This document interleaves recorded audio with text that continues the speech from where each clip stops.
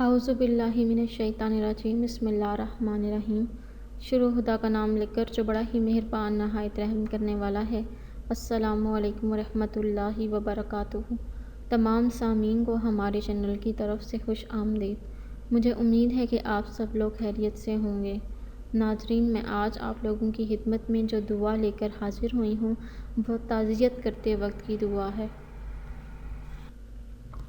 دوستو، جب بھی آپ لوگوں نے کسی کے گھر افسوس کے لیے یا تعزیت کے لیے جانا ہو تو آپ اس وقت یہ مسنون دعا پڑھ سکتے ہیں۔ یہ دعا صحیح بخاری سے لی گئی ہے۔ یہ دعا بتانے سے پہلے میری آپ لوگوں سے چھوٹی سی درخواست ہے کہ آپ میری اس ویڈیو کو لائک کیجیے اور اپنے دوستوں کے ساتھ شیئر ضرور کریں۔ شیئر آپ لوگوں نے اس نیت کے ساتھ کرنا ہے کہ یہ ویڈیو آپ لوگوں کے لیے صدقہ جاریہ اور ایصال ثواب کا ذریعہ بنے گی۔ دوستو، جو آپ لوگوں نے تعزیت کرتے وقت کی دعا پڑھنی ہے وہ کچھ اس طرح ہے۔ اِنَّا لِلَّهِ مَا أَخَذَ وَلَهُ مَا آتَى وَكُلٌّ عِندَهُ بِأَجَلٍ مُّسَمًّى فَلْتَصْبِرْ وَلْتَحْتَسِبْ۔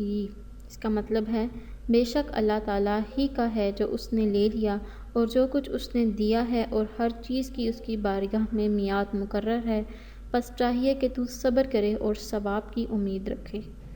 دوستو، اگر آپ لوگوں کو ہماری آج کی ویڈیو پسند آئی ہے تو کمنٹس میں اس کا اظہار ضرور کیجیے گا۔